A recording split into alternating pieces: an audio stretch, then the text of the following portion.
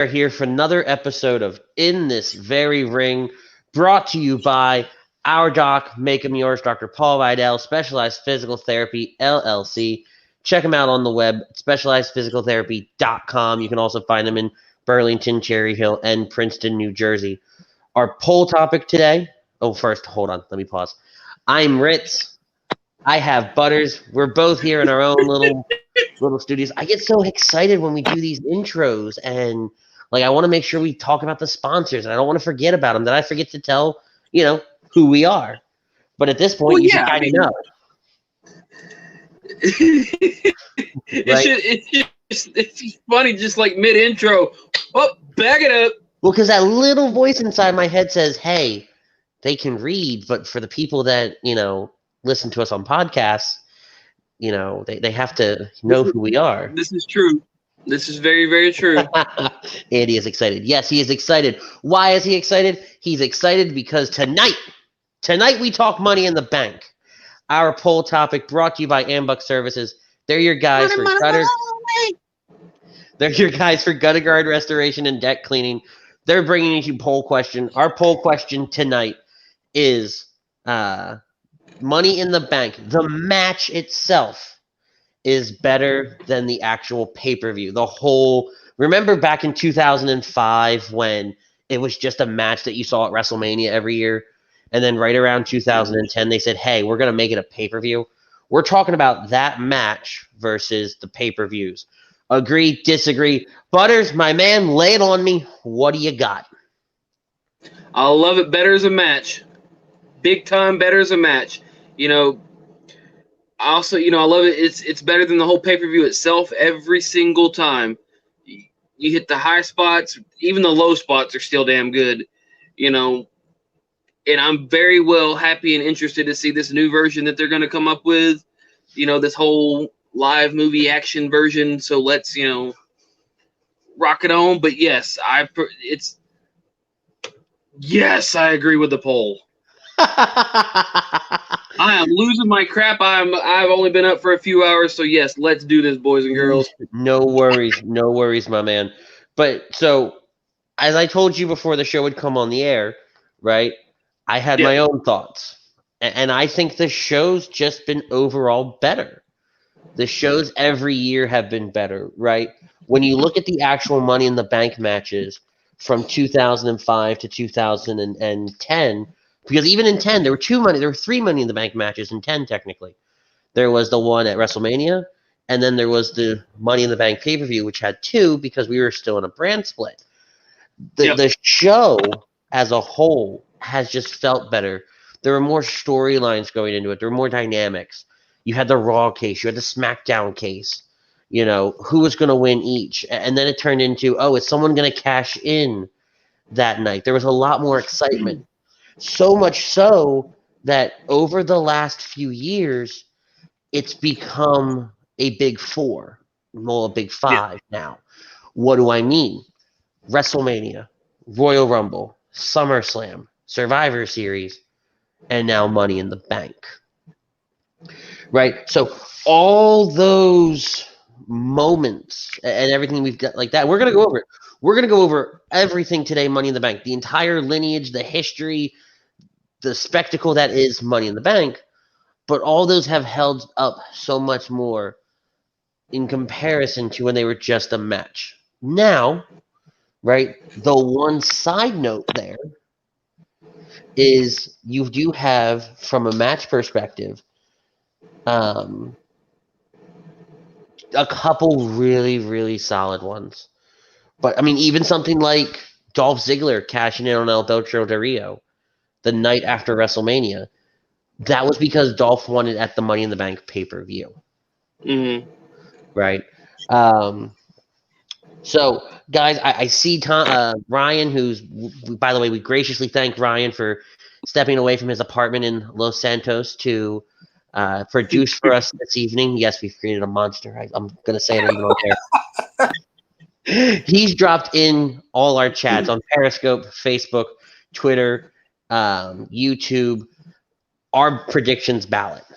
In this very ring, Universal Predictions Ballot. Guys, fill it out before 4 p.m. Eastern time tomorrow, 3 p.m. Central. The winner of the ballot normally gets a title belt sent over to him. However, with everything going on in the world today, we here at HUD and in this very ring have decided that when you win the Universal Predictions title, we're going to bring you on the recap show the next week. So whoever ends up winning will be back 1 week from tonight to talk about Money in the Bank with us. So fill out your predictions, your ballots, and let's go to town.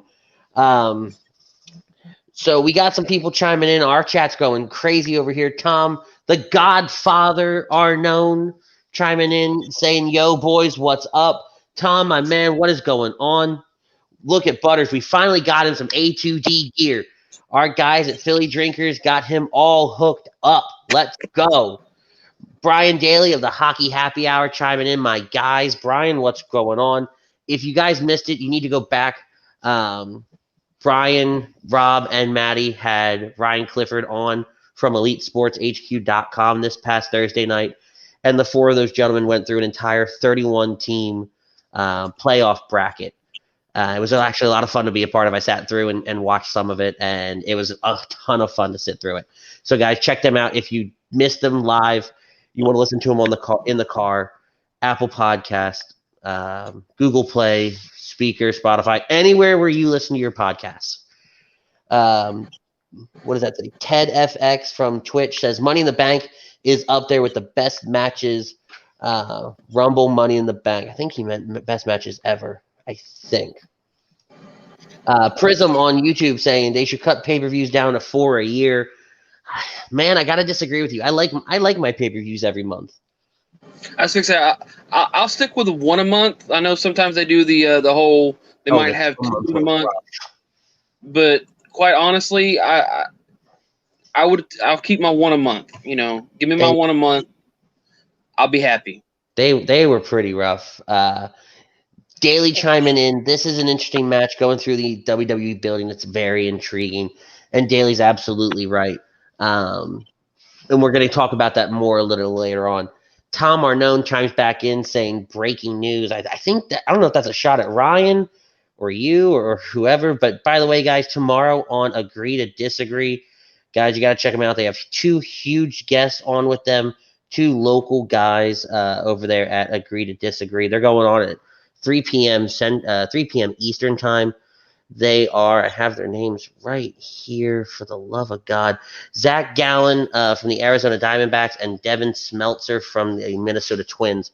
They're going to be on Agree to Disagree tomorrow afternoon. Coach Greg from, I think that's our Periscope, says, what's up, fellas? Wait, is that Greg Malakovic? Yes. Okay. So Malakovic chiming in. You guys can check him out tomorrow on Agree to Disagree as well. And Tom on YouTube says, I just wanted to use butter emojis. You have your own emoji? What? I want to know if I have my own emoji. Apparently there's a butter emoji. Really? This is game changing. Ted chimes back in.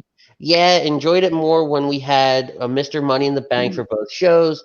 If you didn't, you wouldn't have ever got Daniel Bryan or Dolph's cash in. Sucks this year because there's only 2 believable picks. No Joe or KO for me in the Money in the Bank. I mean, let's be real. I loved when you had the 2 different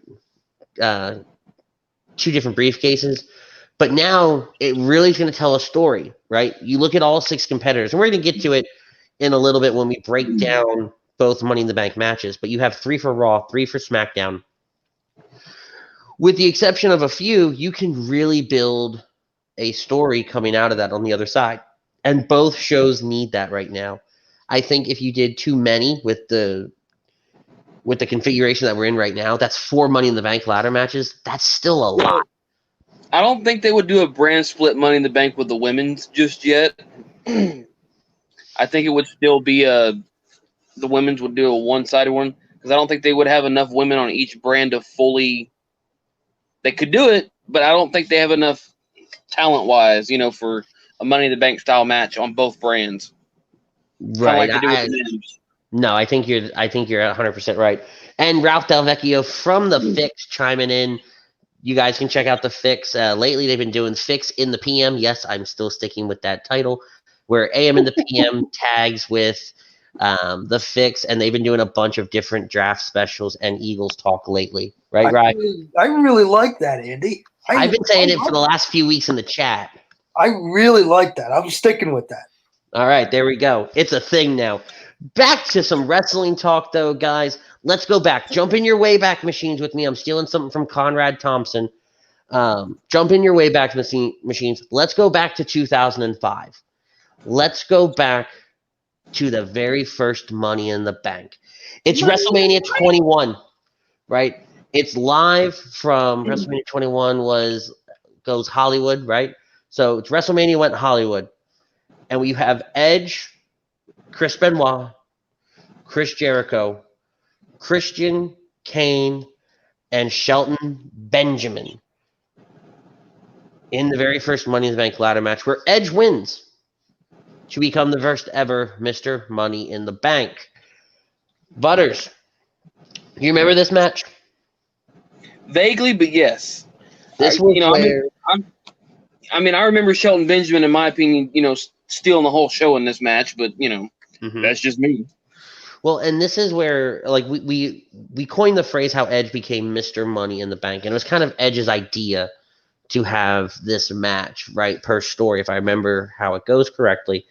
But Shelton would become a staple of the match for years to come. Oh, and yeah. How that spot with the ladder, running up it and flipping over everybody, would be so amazing, right? In the 2005 WWE draft, Batista was drafted to SmackDown. He was world champion, while John Cena was drafted to Raw.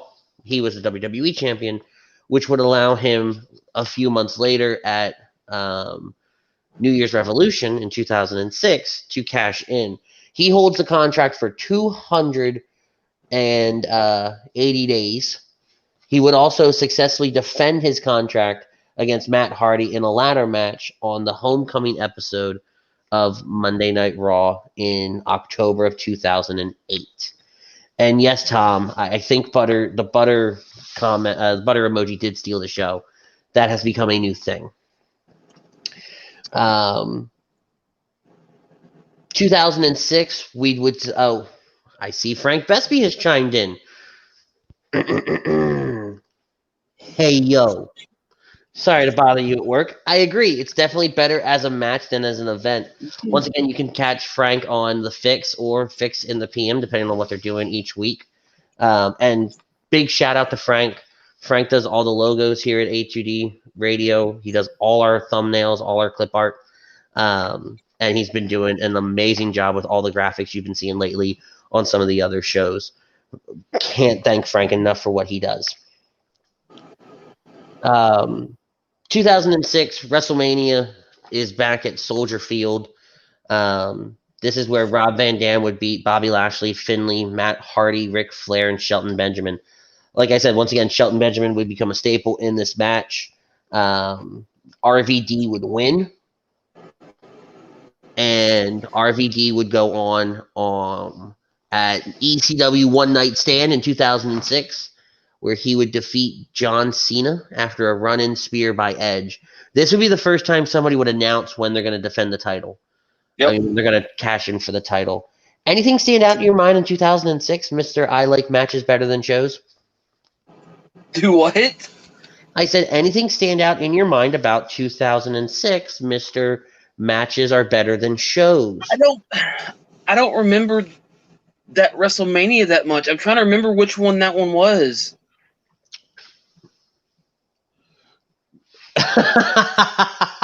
God. Look at the top left corner. Look at the top right corner of the screen. It's a damn stick of butter. Damn it,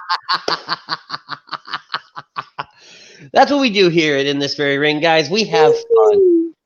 We let butter emojis steal the show. Who knew? WrestleMania 22 was the one with Jesus God. Wow, I really did just blank on WrestleMania 22. Moving on. Oh, yeah. Yeah, I don't remember watching that one. That one looks like Booker T versus John Cena. Undertaker. Yeah, I don't. That one I vaguely remember. RVD would only hold the contract for 70 days, though. One of the more shorter bits in there. I see Jake Friel from the Weekly Roundup has chimed in. WrestleMania 22 lost, but sometimes forgotten. Jake Friel chiming in. What's up, boys? I absolutely agree to the poll. Guys, make sure you check out Jake every week on Weekly Roundup, right around whenever they feel like starting on a Saturday afternoon. Pete Evans of Feather and occasional guest on Lazy Booking.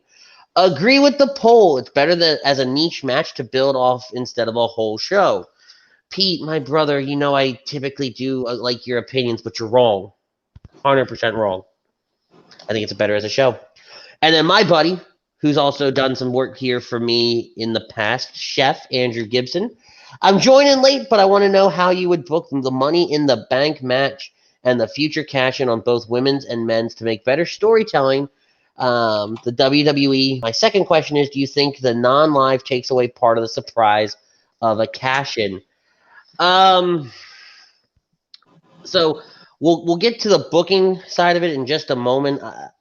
I do think, yeah, Jake, fuck you too.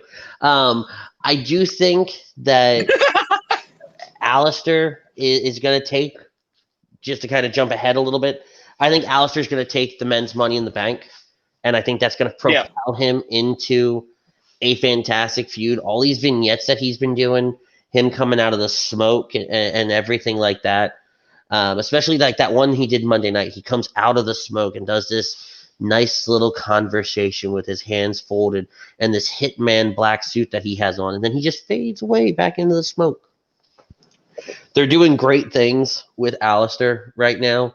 And I think having him take that take that contract and hold on to it, he's the right kind of mystery to where you really don't know when he's going to cash in. Mm-hmm. And then for the women, if it's not Shayna Baszler, which is the obvious pick, it's gotta be Lacey Evans. We're gonna dive into it a little bit more later. I think Lacey has earned that push, has earned that opportunity to be the top star. Okay, so we all got the obvious of Shayna, but also Monday Night Raw kind of might have spoiled it in a sense by saying it might be a Raw superstar winning when they say Becky Lynch is going to confront the winner of Money in the Bank. So is the winner of Money in the Bank going to be able to cash in on either side, or did they just say the winner of Money in the Bank is going to be a Raw superstar? I think the winner of the Money in the Bank is going to be a Raw superstar. That's why I say it's going to be Shayna. If it's not Shayna, they're going to look really stupid, but it hasn't stopped WWE before, right? To come in on the back half of Andrew's question, he does ask about cash-ins with it not being live. That's a beautiful thing about Money in the Bank, and he and I had talked about it earlier in the day. We worked together, so we talked about it at work, and I think a cash-in's going to happen tomorrow night. I don't think so. But that's a beautiful thing. It doesn't have to happen. Well, I know, but because how are they going to explain winning the Money in the Bank at Titan Towers and then you're all the way back at the Performance Center? I want to meet the person that thinks it's happening at the same time. I want to meet that person that says that match is happening right now on Sunday at the Performance Tower. But that's how they're trying to play it off, that it's all happening all at once. No, because they've also they already had hell no, absolutely not. That match has already been happened. It's already been taped. Everything like that. I get that, but if this is WWE we're talking about here. WWE logic dictates they're gonna have it. Just, I get what you're saying. My mind is just WWE's blowing my mind on this shit right now. No, and I know where you're coming from, and I know where Andrew's coming from, right? The only reason I say there's going to be a cash-in, because Andrew agrees with you. Andrew said the same thing to me earlier today. The only reason I think that it's going to happen is it's always happened. We've come to expect it, right? So in my mind, I'm like, I could see them doing a cash-in tomorrow night. and so many people, and Andrew's watching, so he's going to disagree with me already. Bailey could drop the title to Tamina, let Lacey come in, and if let's just say Lacey does win it, right? Let Lacey come in and pin Tamina for the contract. I mean, for the title. It's very, very possible. And then Tamina only had it for all of like 5 seconds. Yeah, but she was still a champion. Then she can say, "I was still a champion." Because in a few years, nobody will remember it was for 5 This is seconds. very true. Jimmy Williams chimes in. This is very true. Can you visualize a superstar carrying around the briefcase for a while? Absolutely. Like when you go back and you look, right? Edge held it for 280 days. RBD for 70 days. Mr. Kennedy held it for 36 days. Then Edge beat him for it. And Edge held it for like 1 day. CM Punk 92. And then his second reign was 63. Jack Swagger for 2 days. Look at Seth Rollins. He held it all the way till WrestleMania. Right, but they were doing that's when. But by that point, they had already had the event happening. But I mean, most of these are hundreds and hundreds of days. Dolph Ziggler held it for 268. Carmella held it for 287. That makes her the longest person to hold a title. I feel like they'll probably have the men's this year hold it for a while until they absolutely feel what are you doing? Like they need it. Huh? Are you okay over there? Yeah. Okay. Until I feel like they're gonna have the men hold it for a while until they feel they need to cash in. Whether it be maybe we'll change it up because of the ratings, maybe we'll change it up because why the hell not? We're tired of Drew. Something. But I think no, Jimmy means literally holding the briefcase. Wait, what? No, I think he's just trolling on us. I think I'm not. I kind of think he's trolling, maybe. Shayna wins it and carries a case for a while. Ryan, I think you're right. Especially if Sasha's there, he's referring to Bailey dropping the title to Tamina. Andrew is, especially if Sasha's there and watches. Let's see what happens. No, but Ryan, I think you're totally right. I'm going to get to Eddie or Edie, his Mr. Zahari's question here in a moment. But Ryan, I think you're definitely right. I think that Shayna wins it, right? Holds on to it for a while and stalks Becky. I think she truly stalks Becky to a point where she can win it with the crowd back. So I have a question for both of you. 1, which wrestler that never won Money in the Bank should win Money in the Bank next year? Or 2, which wrestler should be thrown off the roof to help storyline moving forward?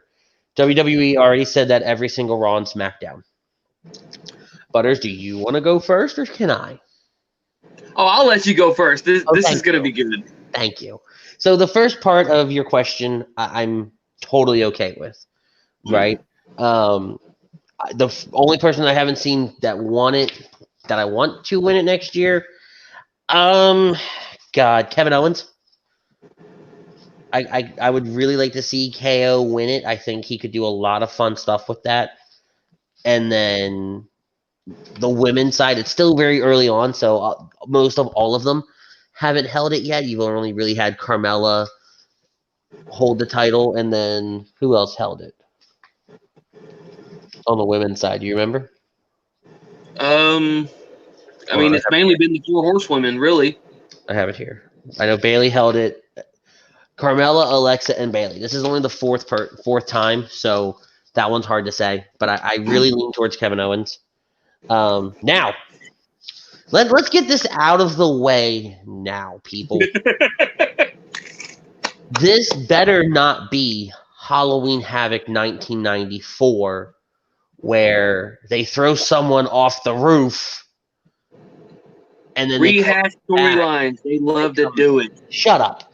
They come back, a week later in this case, or a day later, and we're all fine and dandy. The difference with 94 and today, 94 is off a parking garage. A little understandable, right? This is off of a tower. You understand me? You all have seen the pictures. It's a big freaking tower.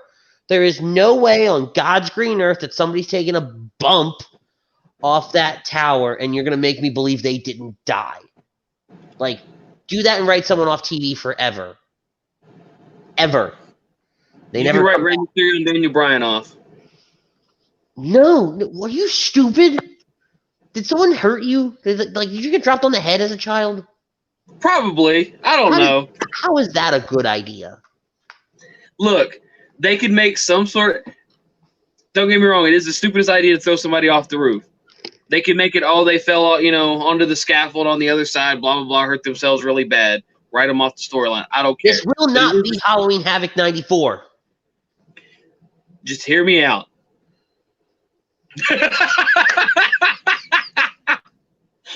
Move on. To the first part of the question, I kind of wish Shelton Benjamin would have won it. Kind of wouldn't mind seeing him win it at least once. But as to the second part, I mean, it'd be a way to write, like, say, Rey Mysterio out of the picture. Just throw him over. He lands on a scaffold. You could literally pan the camera over. He's lying on a scaffolding, but he's busted up. Okay. You see what I'm saying? Maybe. They could make it plausible. Maybe, but I still don't want to see it because you know what happened at Halloween Havoc 1994. Do you remember? Earlier in the night, dude. I don't think I was watching wrestling in '94. Well, here, let me sum it up for you. Earlier in the night, Hogan had a match on the top of it was like a monster truck junkyard derby match thing on the top of a parking garage against the Giant and Giant essentially fell over the top of the parking garage. 2 hours later, in the main event, the Giant showed back up with the Yeti and they butt fucked Hulk Hogan on national TV. I can't make this up. I legitimately can't. It was the worst. They tried to double bear hug him. It looked awkward and weird. I can understand it being if it was the Giant that went over the garage. I could kind of understand it because he's a bigger dude. But what I don't understand is how you can throw somebody over a parking garage. Hold on, Tom. You don't even know wrestling. You don't even know what he's talking about. Says listen to Butters. Butters doesn't even know what he's talking about. Hold on. No. I don't even understand how you have somebody come back after a few hours of getting thrown off a parking garage. I can see a week or two later, not a few hours. WCW.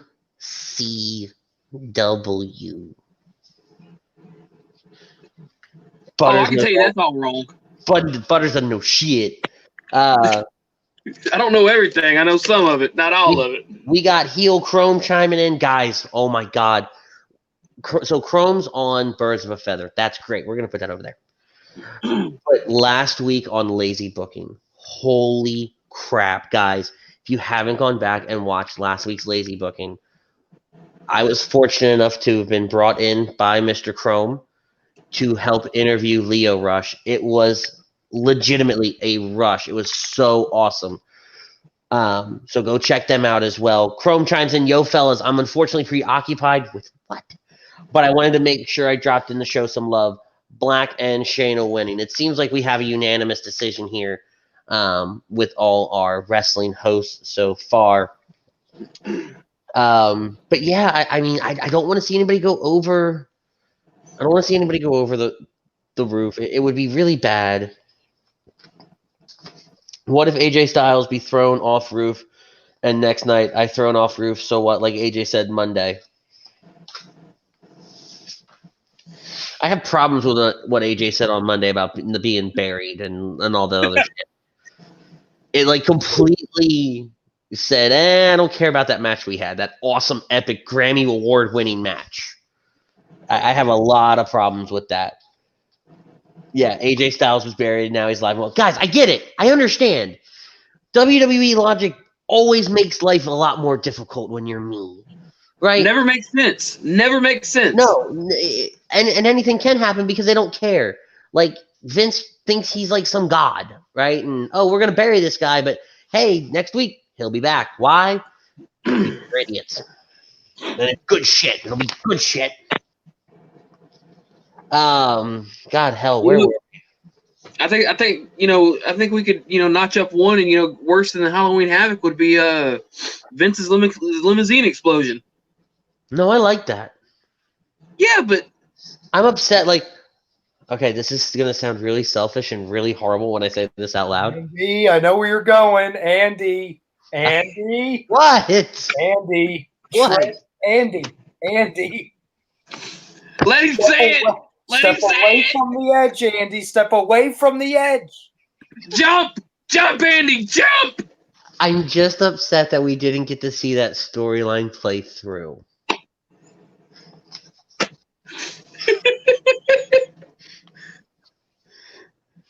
Yeah, I had the one question that Leo wasn't a fan of. Great question, though. What'd you say? Oh, it was. I asked him about his Twitter, and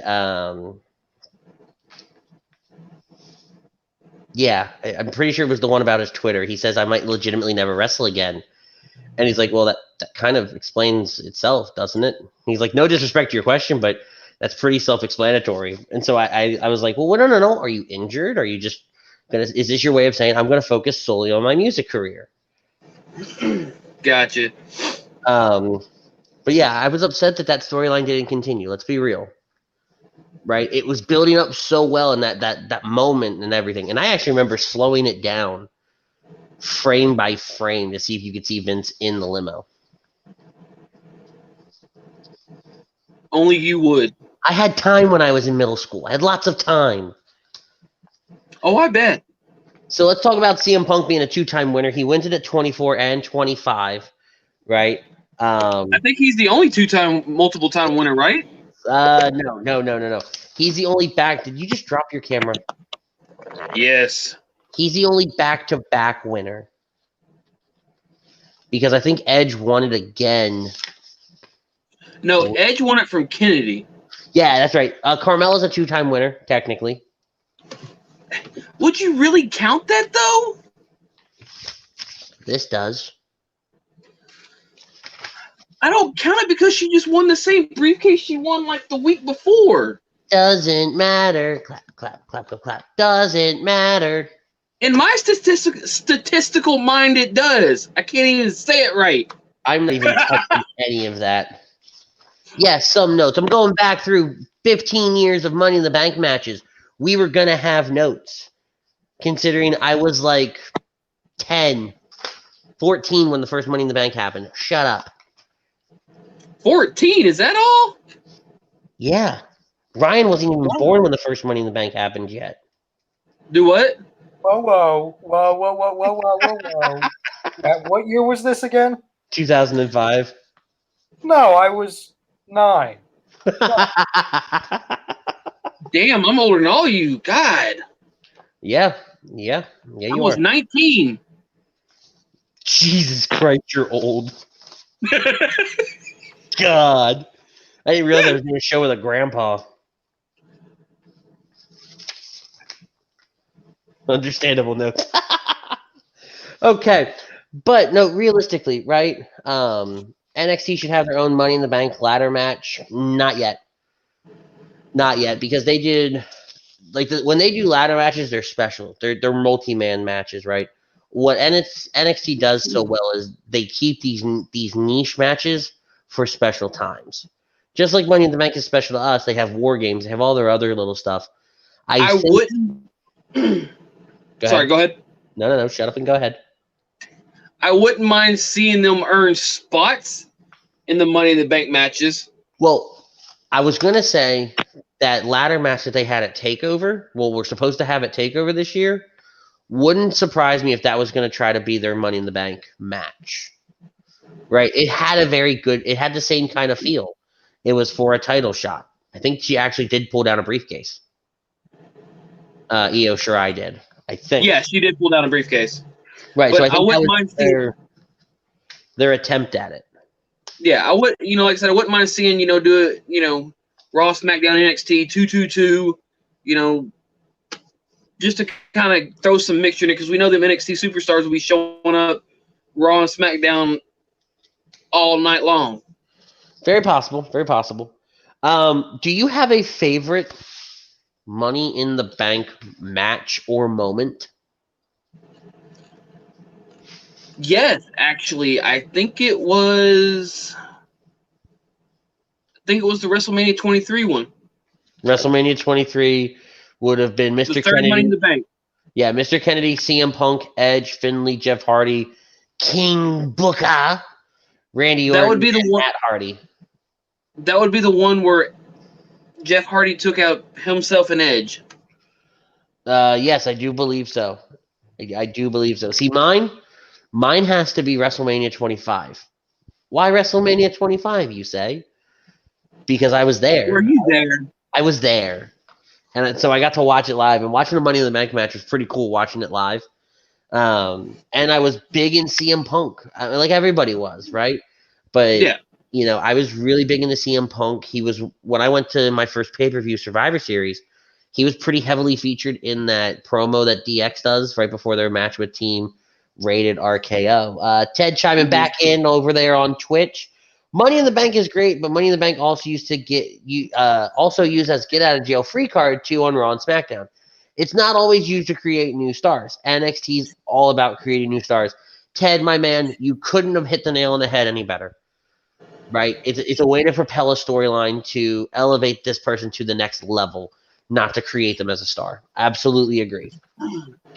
But I will say this, my favorite cash-in, Butters, it will always be down as my favorite cash-in, is Dolph Ziggler, April 8th, 2013, East Rutherford, New Jersey, when he cashes in on Alberto Del Rio.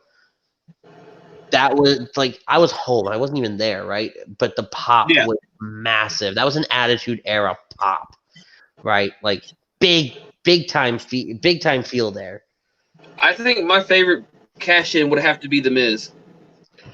With what Ms. Girlface? Yes. Yeah, that was That Miz another cash good in one. that was just like, to me, that was like the bigger shocker of the cash in for me at the time. Yeah, that one was really shocking. Don't get me wrong. But that one will always go down because of that girl's face at the end. Oh yeah, big time. The only one I was kind of sad about, like I wouldn't say sad, but kind of like disappointed in, was them taking the Money in the Bank from Mr. Kennedy. See, I think that's when around the time he had gotten injured. I wanted to see Kennedy cash it in. Damn it! But here's why. My best friend at the time, Darren, was such a huge Mr. Kennedy fan. And I love to give him a hard time because that was our thing, right? He was a Giants fan. I was an Eagles fan. He liked Mr. Kennedy. I couldn't stand Mr. Kennedy. And so we gave each other a hard time. And when he loses to Edge, it was priceless. Prism chiming in, crazy to think back. And I realized that I had a kid and fought in Afghanistan all before Money in the Bank was created. Prism, my man, I can't thank you enough for doing that. From all of us here, we do thank you and we appreciate everything you did for us. And then Ted chimes back in. Me too. Ziggler's was the best. There were so many times in his match where it looked like Alberto was going to retain, but Dolph turned Del Rio's ankle and then zigzagged the new champ. Yeah, that was a great match. Because you weren't really sure if Dolph was going to win. There have been a lot of close calls. Even when Seth cashes in, we don't talk about the heist of the century because that stands off. In my opinion, it stands off on his own. And I think it's the first and only cash in at WrestleMania. Yes, I do think it is the first and only cash in actually at WrestleMania because there was a Survivor Series, SummerSlam. The only pay per view not to have a cash in is Royal Rumble. Really? New Year's Revolution, ECW One Night Stand, Tables, Ladders, and Chairs, Raws, SmackDowns, Extreme Rules, SummerSlams, Money in the Bank, Survivor Series. Even though nobody remembers that. Hell in a Cell, another Extreme Rules in Philly. Yeah, lots of stuff. Yeah, Seth and Ted agrees with you. Seth is the first and only, and agrees with what we just kind of went over. I love going. I was doing research for the show, and I love reading some of these. Right, how long someone held the title for. This one says Kane held the contract for 49 minutes in 2010. Dean Ambrose held the contract for 57 minutes. Bailey held the contract for 1 hour and 25 minutes. Alexa held it for 2 hours and 52 minutes. I mean, some of these are like the short ones, right? It's absolutely insane. And then when you go back and look at these matches, when they cash in,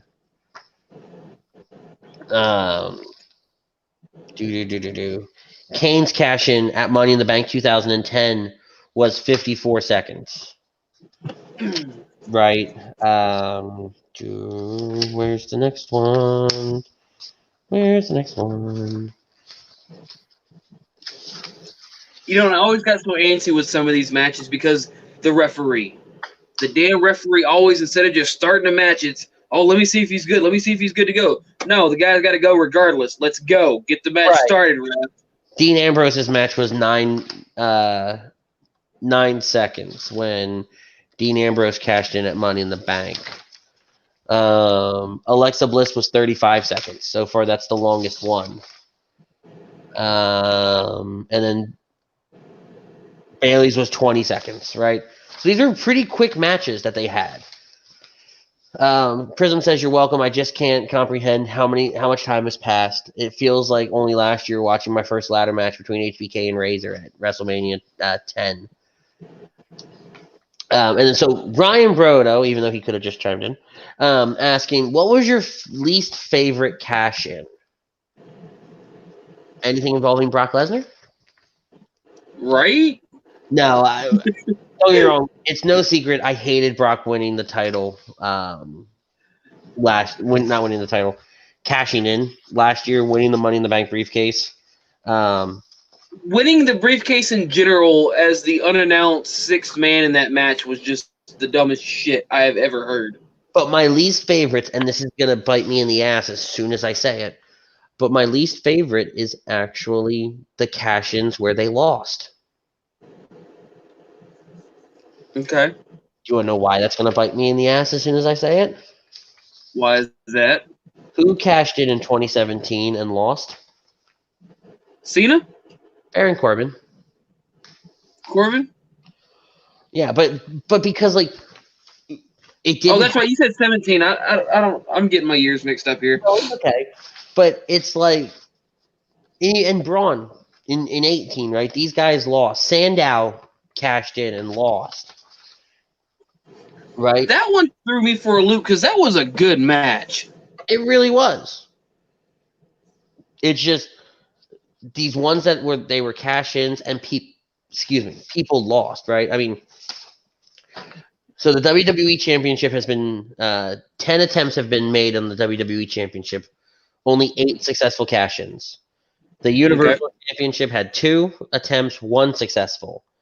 The World Heavyweight title had 8 and 7 successful, and then both women's titles were both successful. There's only been 1 and 2 each, respectively, and they were both successful cash-ins, right? Yeah. But yeah, I know it's Baron Corbin, Braun Strowman, and I forget who the other one was. Baron Corbin. You talking about the unsuccessful cash-ins? Unsuccessful cash-ins. Yeah, Baron Corbin, Braun Strowman, Damien Sandow, and John Cena. Those were the 3. Cena never won it. Yes, Cena won Money in the Bank. He cashed in against CM Punk, sir. Match ended in a disqualification with Cena winning by disqualification. It was Raw 1000, was it not? Yes, it was. That is correct. That's when CM Punk turned heel, when he attacked The Rock. Oh, yeah, no, you are right. I do apologize. That's right here. How the fuck did I miss Cena winning? Okay. I must have fell asleep on that one. No, you just hate Cena, that's all. Back in 2012, yeah, I was really against John Cena. Like, my hatred for Cena is Chrome's hatred for Sasha Banks or Nia Jax. Hey, leave my girl Nia out of this. I don't know why you like Nia. There's something clearly wrong with you. Ralph is not going to be happy about this. I don't care if Ralph's happy or not. Good point. I mean, Ralph will just open up a new jar of queso and some chips, and he'll be fine. Hey, that actually sounds pretty good right now. Of course it.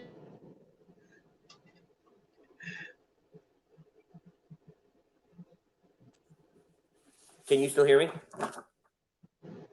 Yeah, I can hear you now. Hold on, I can't hear you. I just lost audio. Hold on 1 second.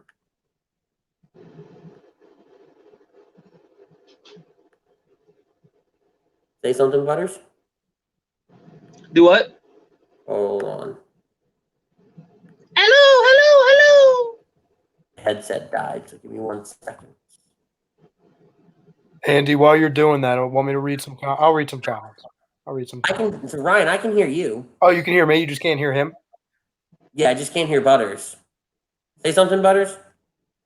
Hello. Yeah, no, I can't hear him. Butters, I'm gonna remove you. Just jump out and then jump back in. Okay. But yeah, Ryan, Okay. go ahead and read some comments off. Alrighty. So we have Ted FX saying Big Show dropped the big elbow on Cena during the pin. And that's when he was slowly running down to the ring, and everyone was like, oh, great. We know how this is going to end. Yeah, I remember that. We have Prism saying, I appreciate you all for entertaining us during these trying times. Listen, man, we appreciate you guys tuning in. Yeah, we really do. We appreciate. And if you guys are wondering, like, my camera's here, but all the comments and everything are over here. So if I keep shifting back and forth, right? We appreciate you guys tuning in and being a part of us with all these crazy rides that we have. Butters, audio check. Very much so. Can you hear me now? I can hear you now. God, that's terrifying. Oh boy. Oh, I was really hoping that would never happen again. Thank you for jumping in and keeping us going there. Ted jumps in. Naya's trash. All she does is injure talent. I don't really want to get into a Naya bashing conversation because, while yes, she is not a nice person as depicted by Total Divas, I struggle saying that they're injuring talent in the ring because I think it's a person's job, right? You had to have done something wrong as well in order to get injured, in my opinion. But that's just me, right? Yeah. Prism says, was Cena burying Nexus his biggest dick move, even with Jericho and Edge telling him Nexus should go over? No, I don't think so. Because I actually, don't get me wrong, I hated Cena, but I hated Nexus more. Like, they were annoying. No. They were bitchy. No. I mean, it was a dick move on his part. No, I'm sorry, but Nexus should have went over. No, absolutely not. I love the Nexus. I supported them. I had like 2 or 3 Nexus T-shirts, baby. I don't know where the hell they're at now, but Nexus T-shirts. what? They only had like one Nexus T-shirt. The big end. Whatever. Who cares? Because I had both of them. Whatever. And then before we jump into 2020, the Braun cash-in fail was moronic. It was a Hell in a Cell match with no DQ. Guys' lives were changed after Hell in a Cell, but the match ends no contest. Just don't have the match if you're going to dog it. I can't say anymore. The man just... Right? Yep. All right, so let's do this.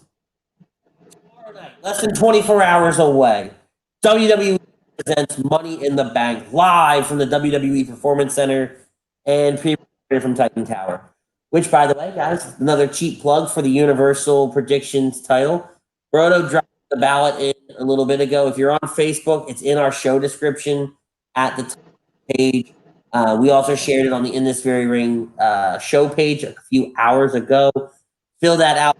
If you win, you'll be here with us next week live on the air to talk about Money in the Bank.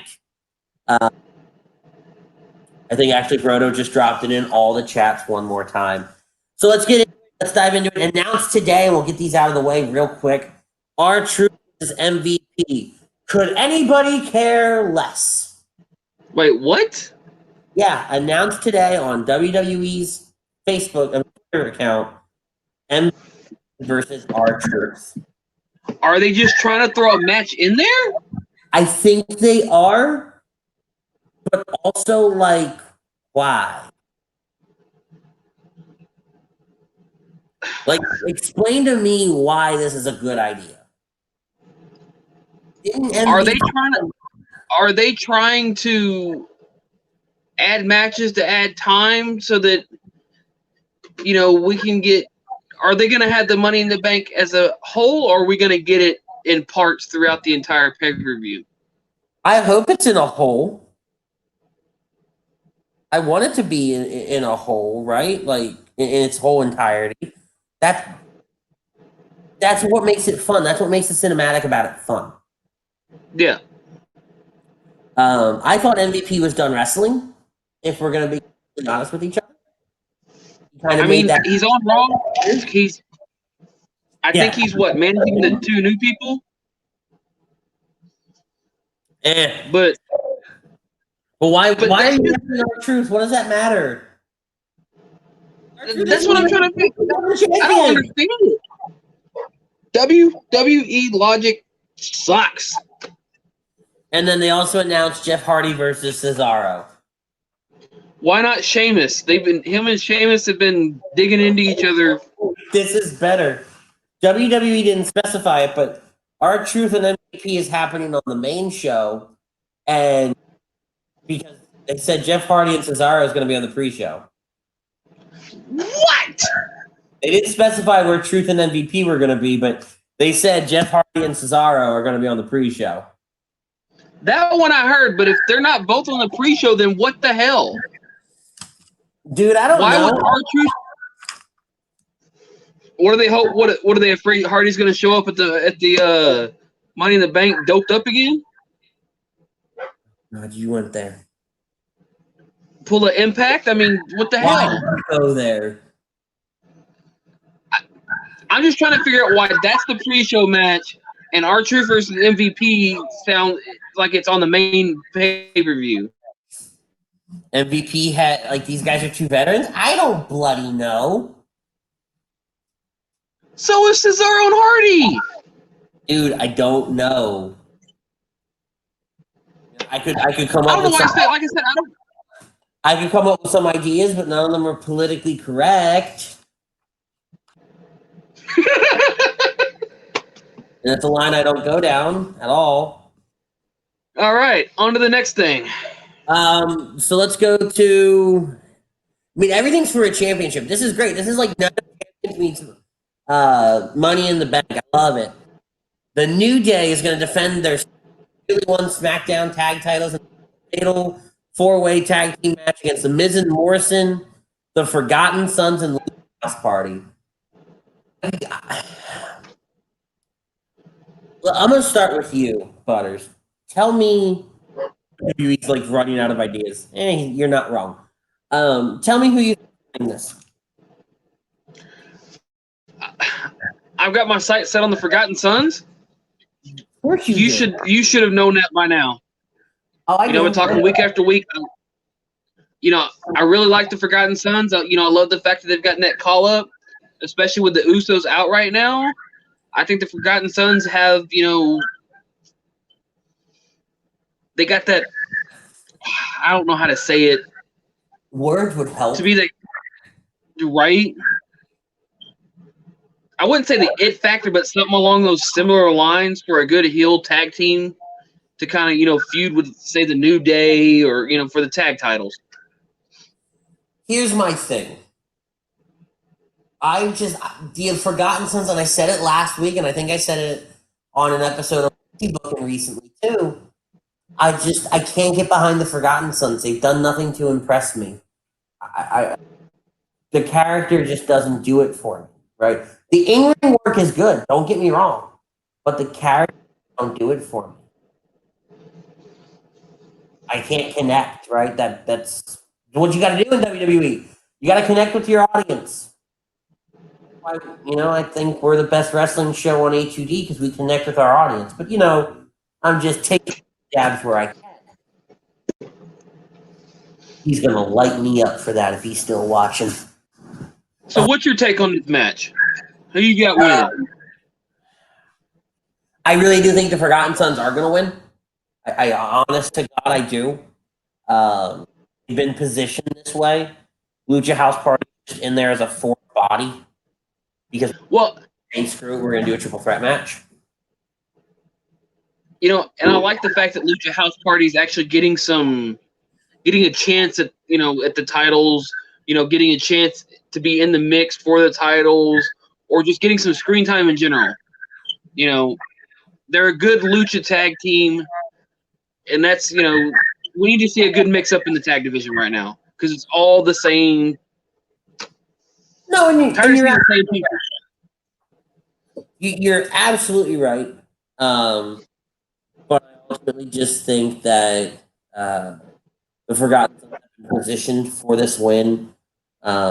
Beating somebody like the New Day is huge. It wouldn't be as big as beating Miz and Morrison right now, because Miz and Morrison have only been back together for a little bit, and the New Day's riding high for a long time. So this is and they're gonna roll through, I think, all three teams. They have three. Xavier Woods isn't back to full strength. Lucha House Party is only 2 now. I don't think they're running at 3 anymore anyway, right? So that third person is going to be a factor in this match, 100%. Yep. Let's do Bailey versus Tamina next. I think Tamina. Yeah, I mean we pretty much on the same page on this one. You know, Tamina's looking stronger and stronger each week, and looking like the one that's going to run away with that title. You know, with that whole possible, with the Sasha Banks factor in there. You know, she could just say, "Screw it, I'm done with your ass." Sasha isn't in the Money in the Bank, so yeah, that Sasha thing's going to play into it for sure. We got Chrome jumping in saying, "You guys ready for the Taker doc to drop tomorrow?" It's like the sky's blue for me, man. I mean, come on. I mean, huge, incredibly huge. Like, it's only unhealthy Taker mark. And Chrome and I were watching WrestleMania together via House Party, and when they announced it and they announced that sneak peek, like, I lost my mind. I wasn't okay for a good while, right? Because it's the first time they're going to document his career. It's fine. I would hate to see what you would act like if you were to meet Taker in person. Why would you hate that? You know what? Actually, I would want to film it. You were with me when I met Jason David Frank. I know that, but I feel like I wouldn't say I wouldn't hate it. I just want to be there to film it because I feel like you would just fall into a puddle like a little schoolgirl. Ask around. Like JDF was the guy that I always wanted to meet, and I thought I was pretty held together when I met him.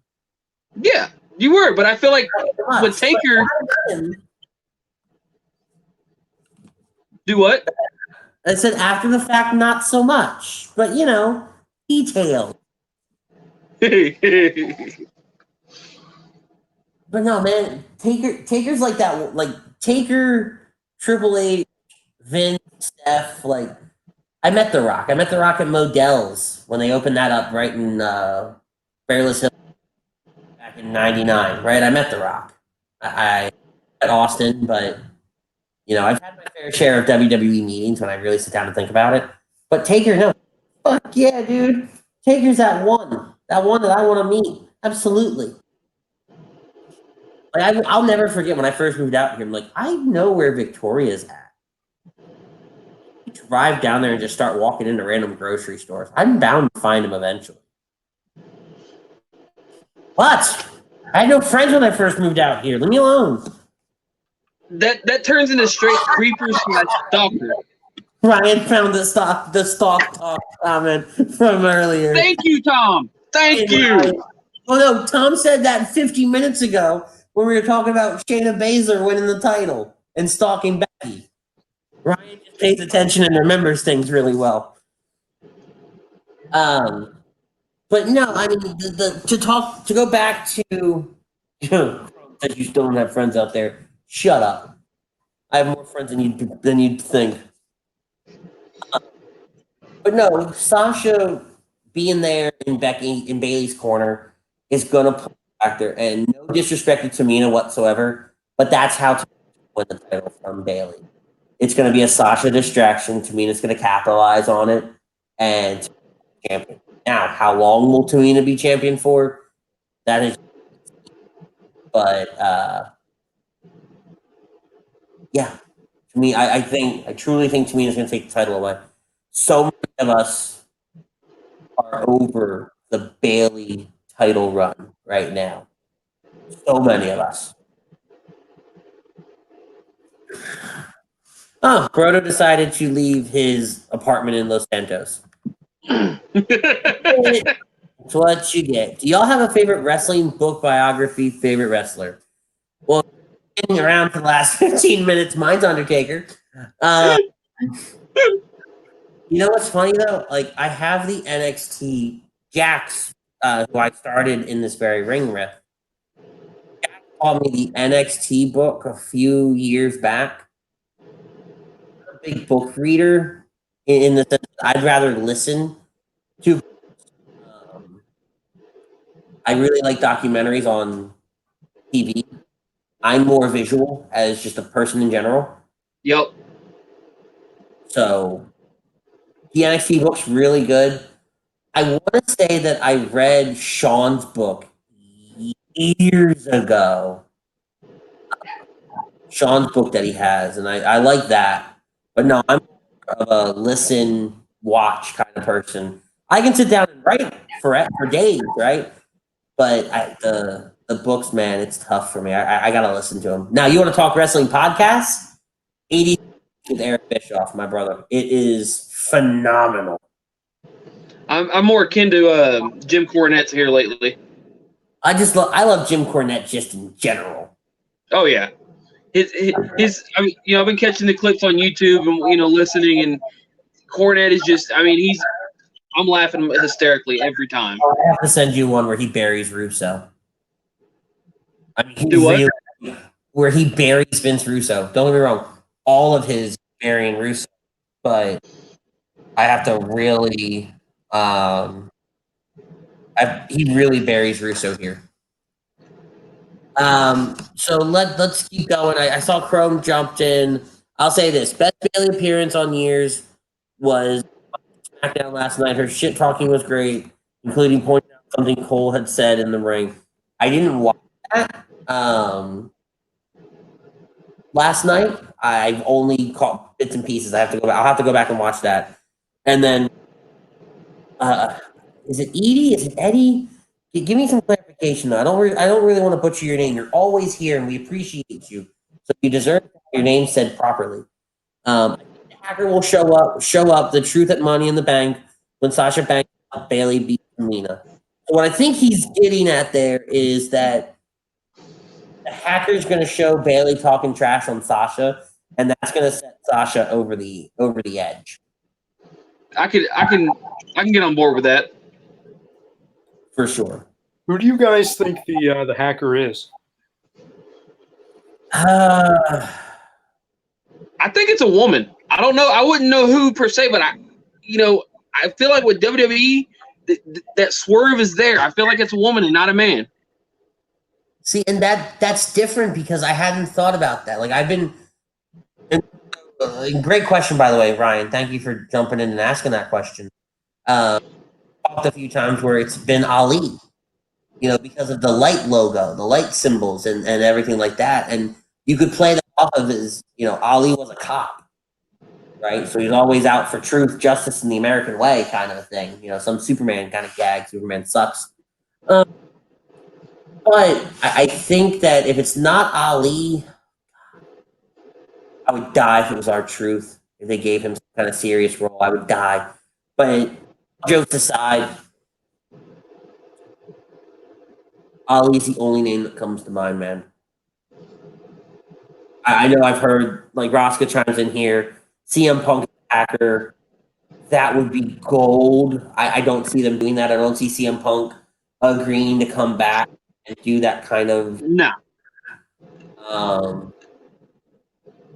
There's nobody really that's injured or that's been off TV for a while that or signed really that could be the hacker, other than Ali.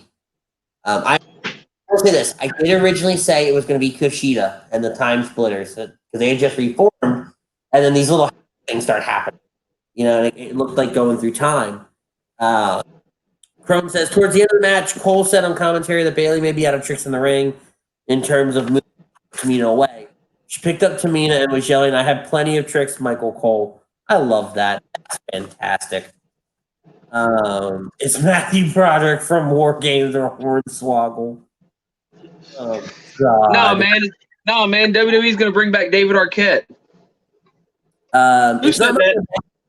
I'll hate you. The next time I see you, I'll hate you. It's not a Money in the Bank question, but when you thought, what are your Tom Segura joking about wrestling is fake and only stunt people, not a real sport? I watched the video. At first, I didn't watch it with audio because I watched it back with audio. I'm gonna sum it up real quick. Fuck him. Move on, right? Somebody like that doesn't deserve my time or my energy. He's a retard, and he's just stupid. He's just stupid. I won't spoil, but there's been people who adjusted the audio to uncover the voice of the hacker. There's actually maybe a faction. I wouldn't be mad about that. I wouldn't at all if it was that, you know. And Philip over there on YouTube chimes in, siding with you there, Butters. How it's a female voice, you know, when someone slowed it down. All right. Well, I was going to say, real quick question. If it's indeed 3 people, if you could decide, and for the family at home, chime in on this too, on which 3 people, let's say 2 women, 2 guys and then a female, who would you select for it to be? 2 guys and a female. Well, see, now hold on there, Bruno. Chrome just chimes in that it's not a female. All right, then 3 guys. So 3 guys. I gotta put Ali in that mix. And Shay, we'll get back to that in a minute. Shay chimes in. Hello, guys. How you doing? Ready for tomorrow? Absolutely. I love when pay-per-view season comes around. Well, pay-per-view time. It's one of the Sunday night things I look forward to. So I'm not a right. So I like looking forward to my Sunday nights where I get my wrestling.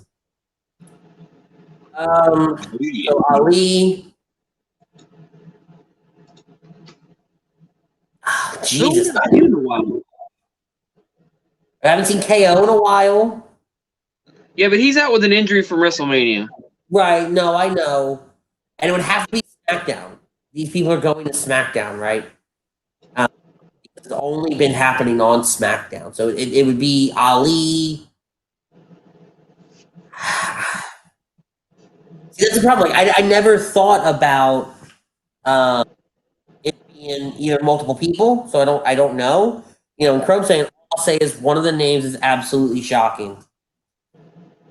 I believe that it could be CM Punk, but that for that to happen and nobody know that CM Punk has agreed to a WWE story. Yeah. Mind-boggling. You know, so but I wouldn't hate it. I absolutely wouldn't hate it at all.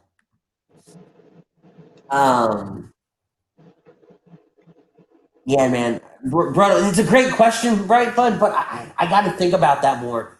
I never really thought about it being 3 people. I always kind of put all my eggs in the Ali basket. You know, Trump takes what I thought I knew for reality and says, no, we're going to let that on fire. Here's your real idea. Do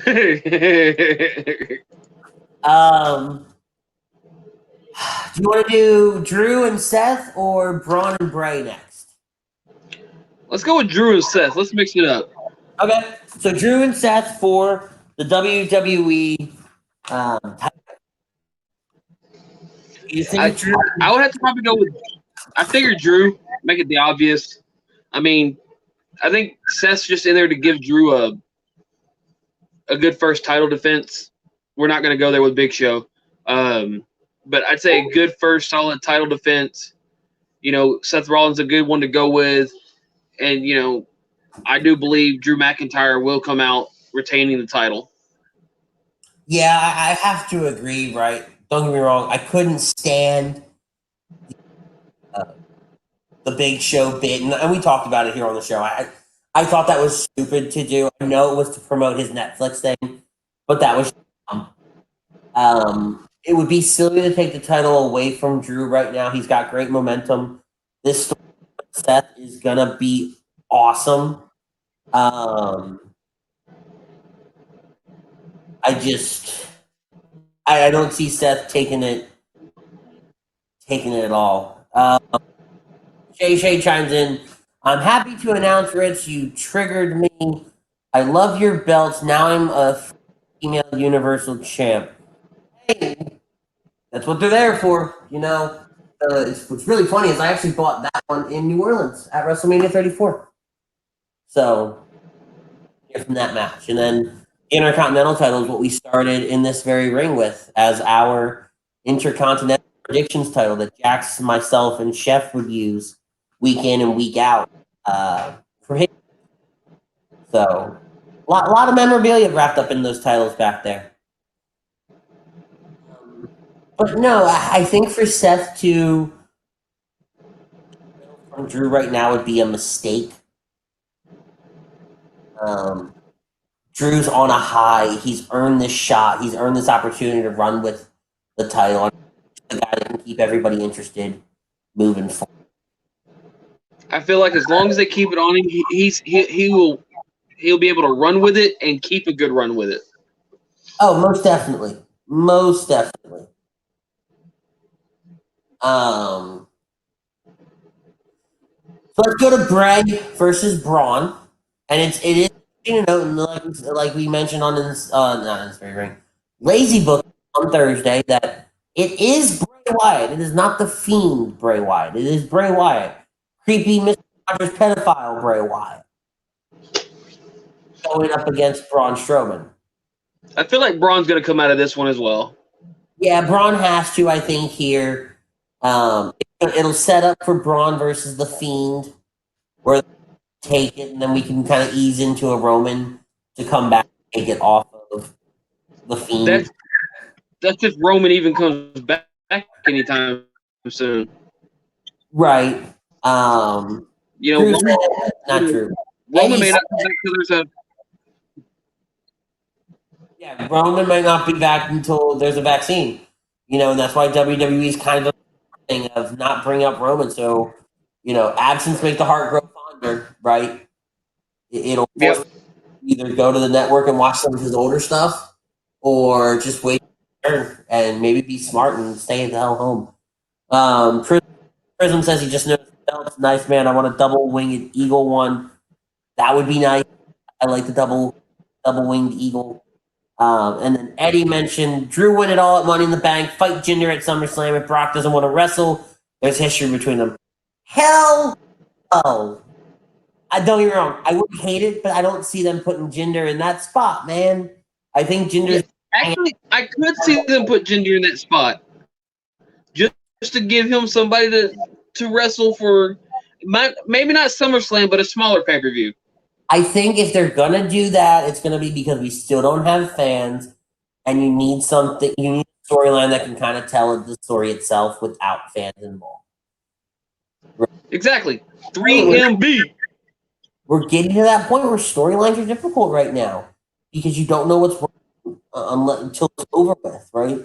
You can't call, an audible on the fly because the crowd hates it. Right? Yep.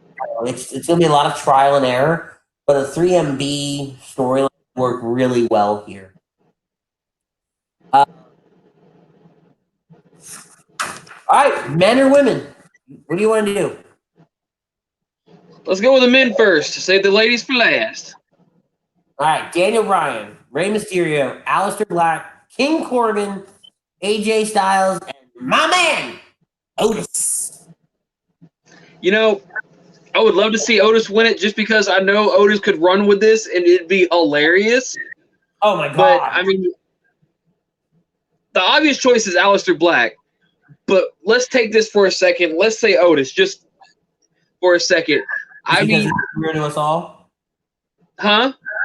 Just because he was a hero to us all. Oh yeah, oh big time.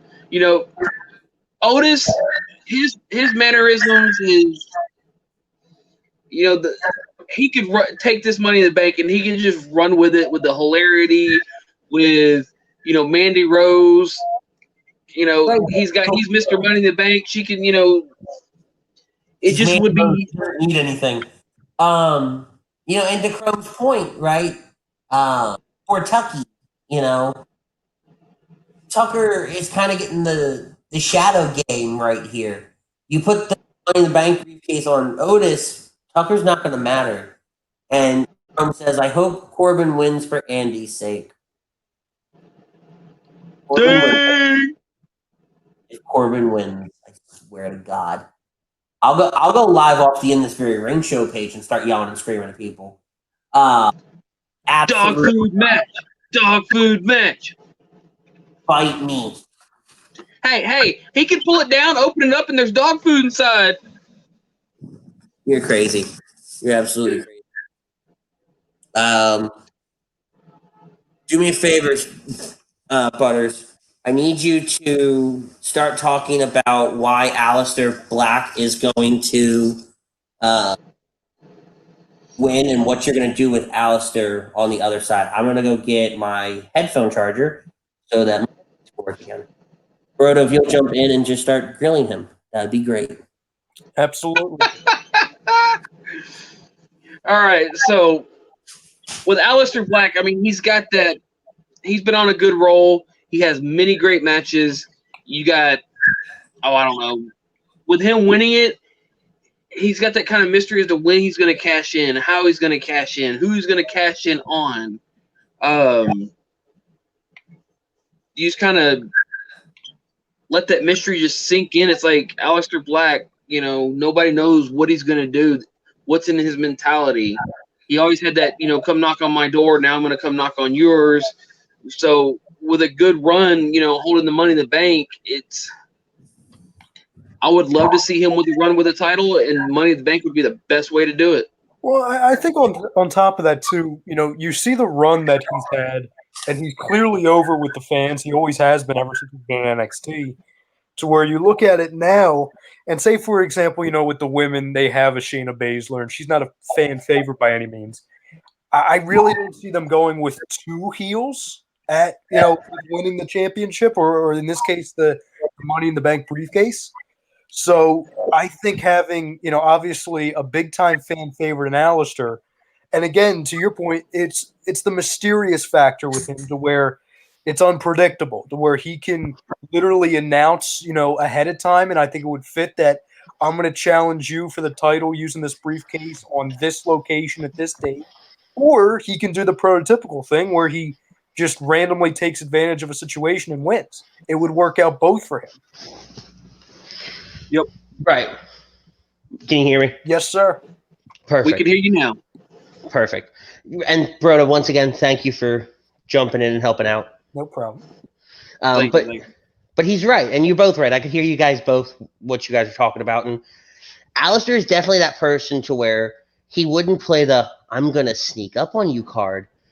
He's going to play the I'm going to tell you where I'm going to kick you in the teeth. You're going to know I'm going to kick you in the teeth. I'm going to kick you in the teeth and take your title. Yeah. Right? I think they're building him into this, like, not like a devil or a demon or anything like that, but this, like, dark hitman. Yeah. With the way they're presenting him. Like, I could see him coming out one day, because he's already wearing that all black, but, like, a just solid, I'll have to see if I can find the picture. It reminds me of somebody from a movie. But, like, a solid black trench coat with buttons down the side, and that's how he comes out, not the leather jacket or anything like that. Prism Gotcha. says, anybody in here collect wrestling cards? I got a handful of autos in selling. Actually, Butters does collect a lot of the Topps wrestling cards. You can check out Butters at Cards and Comics Connection in Conroe. Are they still selling wrestling cards up there, Butters? No, they don't. They don't sell wrestling cards.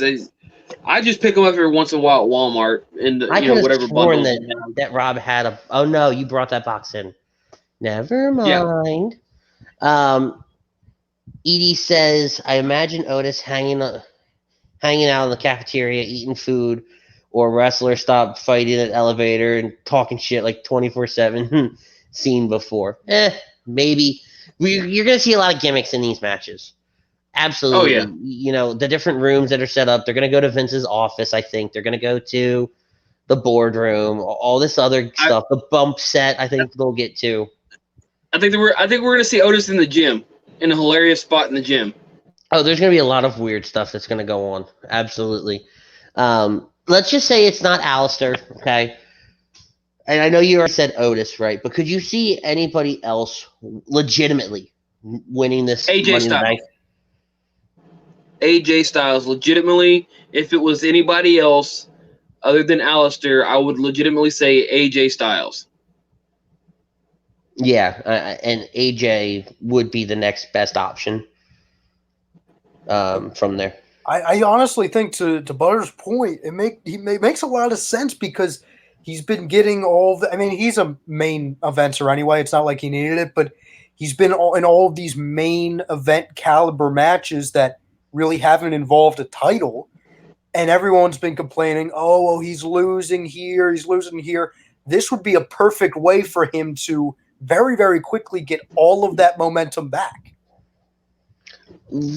You're absolutely right, but can he hold a title storyline right now without the fans if he's going to continue to be a heel? Yeah. Because look at both of our champions right now. They're both baby faces. Somebody that doesn't need to play off the crowd booing them. Drew McIntyre. I mean, Drew McIntyre, hands down, him and AJ could hold down a really good, title picture for a while. Whether it be, Drew losing to AJ and getting it back, or to AJ, losing the cash in, but them still feuding for that title. It's AJ Styles. No matter what, I'd say 98% of his matches have always been, the typical, phenomenal matches. Pun intended. Fair point. See, I'd have to go Daniel Bryan.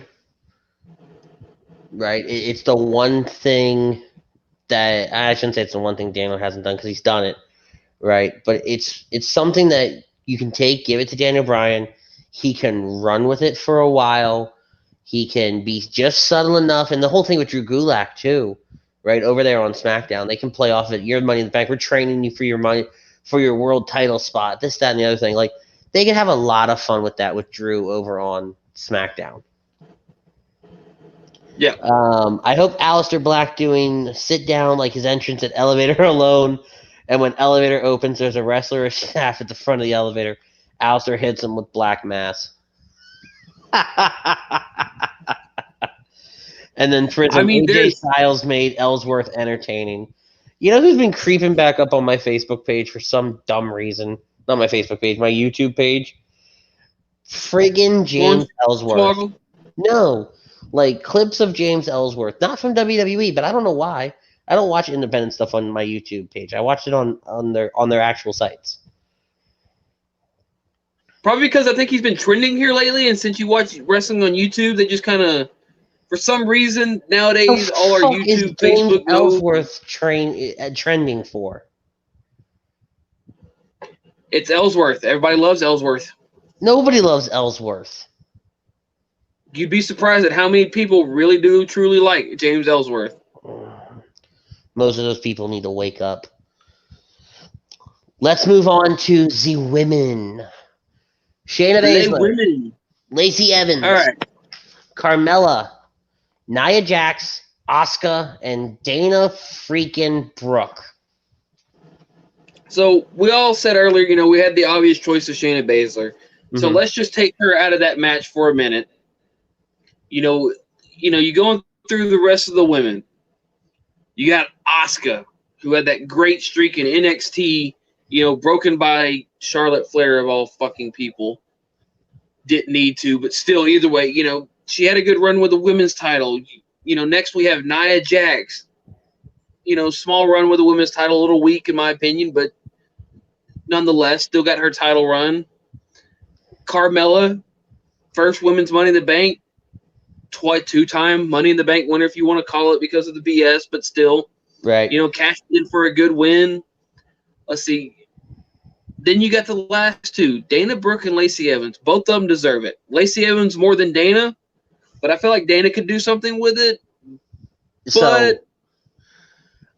I said it. I've said it earlier in the show that Lacey Evans. It's not Shayna. It's going to be Lacey Evans.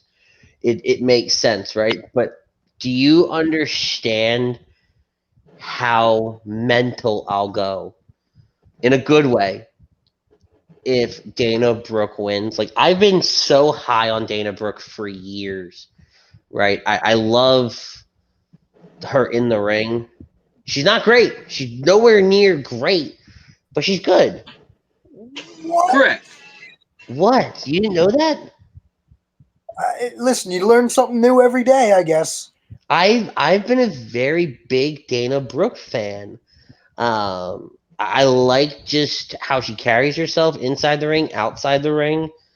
She's not great by no means. She needs a little bit of work on the mic to be a little bit more believable.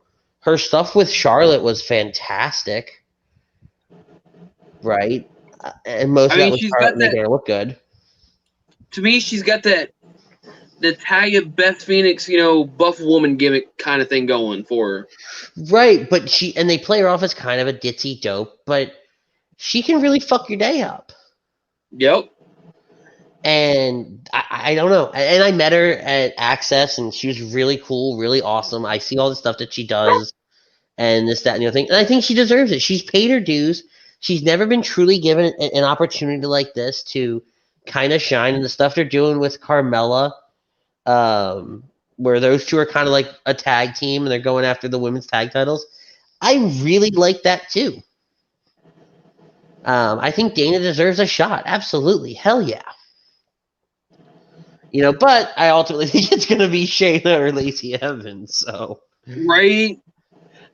Ted says, "How does Dana still have a job and Zack Ryder get fired? He's actually gotten over multiple times. Brooke is meh.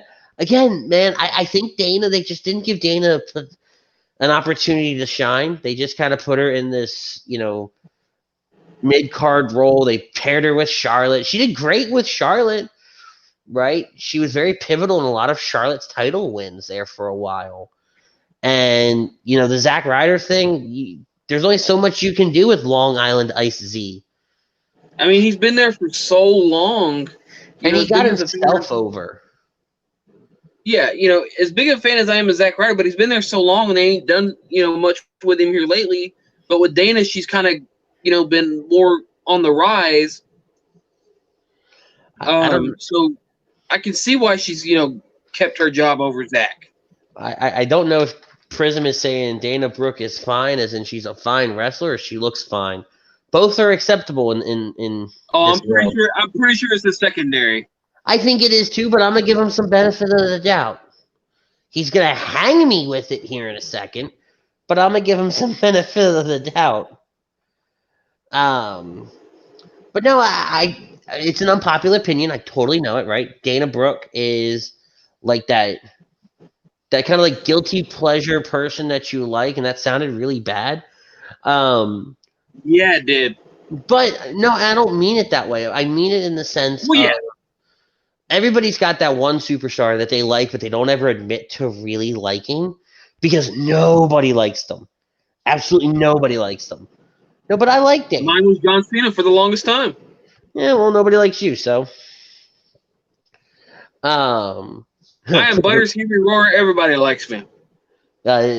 Prism said both. Ted said exactly. Got himself over. Dana has no character.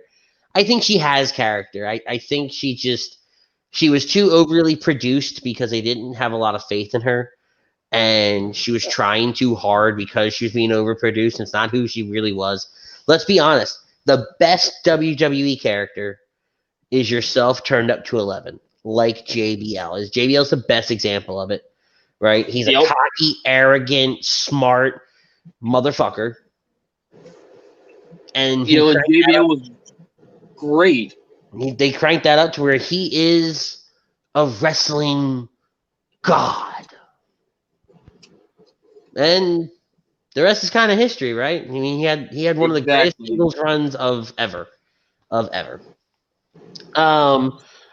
no, I think Shayna's the one to win this.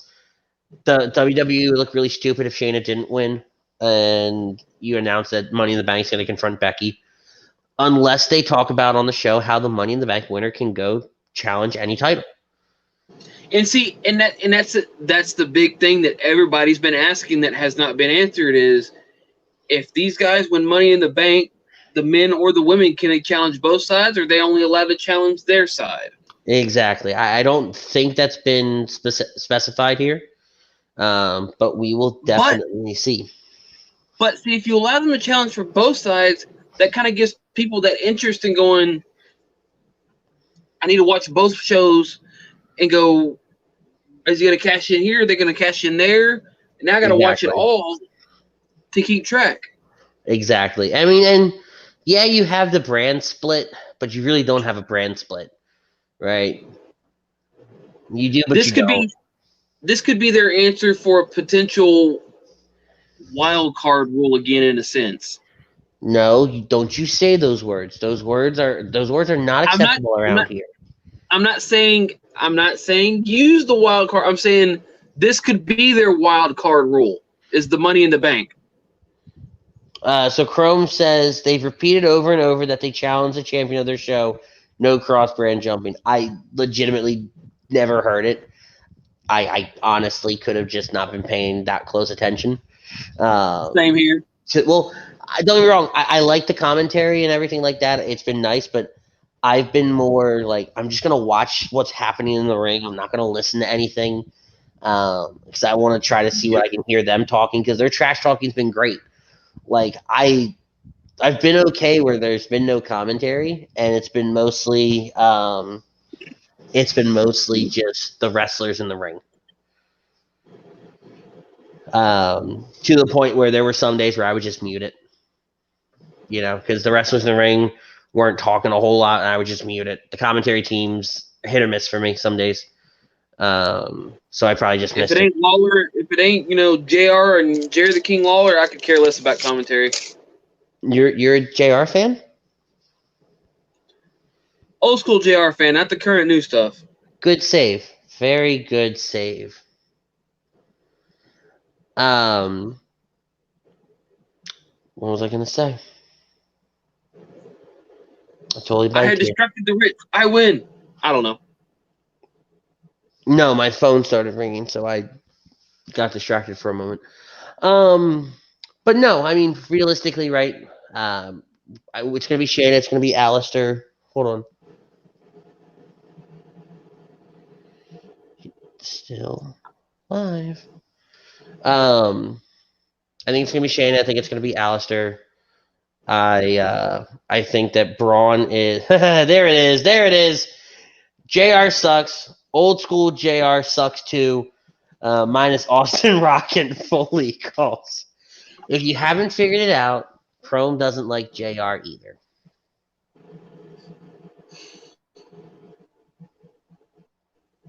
Nah. But I feel like overall, Money in the Bank has the potential to be a really good pay-per-view. I don't see it be, a 5-star pay-per-view, 3.5, 4 stars.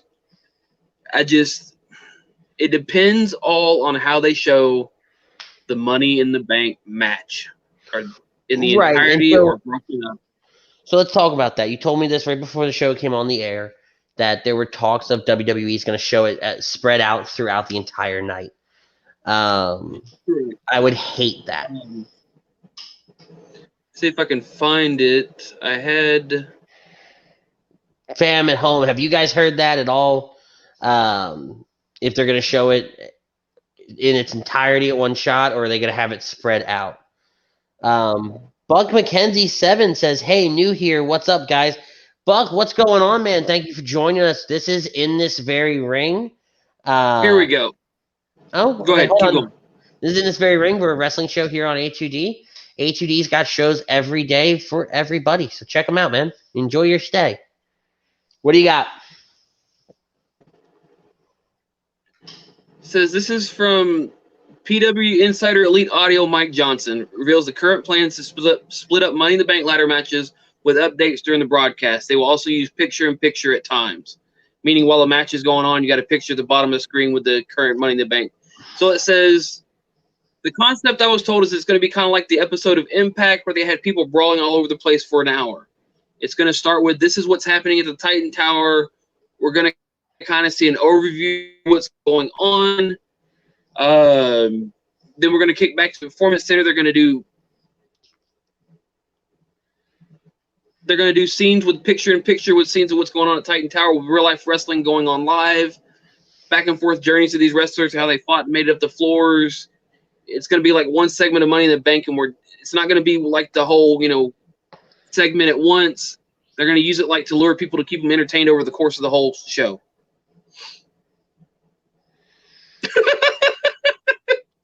Yeah. No, I agree with what Brodo's doing over here. Did you really just explain what picture-in-picture was? Some people don't know it. I just had to. I want to meet those people. Picture-in-picture's only been around since like 1999. Hey, some people have been in coma since then. Who knows? Clearly, you've been under a rock since then. No, I've just and been now working Brodo asleep. sides with you. Now Brodo sides with you. No, I wasn't doing the Andy face to Butters. I was doing it based off of the fact that it's going to be a back and forth friggin' match in the middle of another match, in the middle of another match. See, I bumped on the fact that he was explaining picture-in-picture. Don't get me wrong. I absolutely can't stand the fact that it's going to be taking place during a match or spread out throughout the show. Give me one big-ass movie. Like, I'm fully prepared. I'm fully prepared on Sunday to be sitting on my couch watching Money in the Bank and sit through that thing for an hour. Like, I'm expecting, because they're going to go on simultaneously, to watch an hour of that. You know what it's going to be, right, Andy? It's going to be like Gold Dust. And I totally agree, and that's what I would like. Butters. But if you're good. He's on a delay. You're good. Okay. What? He's on a delay. Go ahead, Butters. I forgot what I was saying. Good job, Andy. Yeah, well. What do you got, Ryan? I was going to say that it's going to be like Roddy Piper versus Goldust from to where they keep cutting to him on the highway. Don't get me wrong, and I know Chrome is still watching, right? And I know he loves that segment. I think it's Chrome that absolutely loved it, like actually yelled at me for not liking it. I didn't like the fact that it was broken up in chunks. Let me just watch it. I don't want to, no, just give it all to me. I don't need the labor pains. Just give me all of it. Chrome says, try early 90s slugger for picture-in-picture. Bro, you understand by 99 I was 8, right? So the early 90s, I was all goo goo gaga, just hit play on the TV for me, right? Like, you understand that, right? Okay. It was 3. Yeah, Brodo was 3. Brodo was really... Show me Batman! Show me Batman! Pretty much. Give me Batman the Animated Series. Give me my Power Rangers. Hell yeah. That's why I called you Slugger, because he knew I was a kid. God. All right. Well, Butters, you got anything else for WWE showing this as one shot or in separate bits? Other than, the awesome Killer Cross debut this week. Yeah, that was great. I love that. That was probably the highlight of the week in wrestling. I'm going to throw this to you guys. I'm going to throw this to you guys, all right? And Andy, I told you part of it. Okay. I asked you what it reminds you of, and you nearly had a friggin' panic attack when I mentioned it. Uh-huh. I told Andy, what was it, last night? I said this to you. Might have been. I said it reminds me of a better version of Kevin Thorne and Ariel. It's the same friggin' dynamic. Mm-hmm. I thought of another comparison. Okay. I hope that they take the positives out of these two things, even if there were really truly no positives with Kevin Thorne or the revamped Kevin Thorne whenever they tried that. I also see comparisons of Mark Mero and Sable. Scarlett could be the Sable to where I'm she okay ends with up being a bigger I am star. all okay with that. Yeah. To where she inadvertently could end up being the star and overshadowing Cross. And I think she will for all the wrong reasons. Or the right Yeah. ones. Or the right ones, depending on who you talk to. But I think that Scarlett does end up being the bigger star here. And like I said on Lazy Booking when we talked about it, if I have to nitpick this, the only thing I didn't like was what Scarlett was doing during the entrance. Once she got in the ring, her I don't know if she was singing or mouthing the words to the song, but that was amazing. She stated that was her voice, but I think she was mouthing the words, but that was actually her voice in the entrance video or in the entrance music. Okay. Chrome says, and yes, you're a heathen for smithing the Hollywood backlot brawl. You had a goddamn OJ White Bronco chase. Absolute fire. Bro, they stole footage from the news. It was the same damn footage from the news of the OJ chase. that is creativity at its finest. Oh, yeah, real creative. Taking B-roll from a newscast. Don't get me wrong. I didn't mind the backlot brawl. I didn't mind it. I didn't like it being broken up into different chunks. It's just me. Now, we're gonna get to that in a minute. I see a comment in there I want to talk about in a minute. It has me a little triggered, but we're gonna get to it in a minute. I don't know what it is, and I'm anyway. It's there. We're gonna get to it in a second. No, I think Scarlett does come out of this the bigger star, and I think that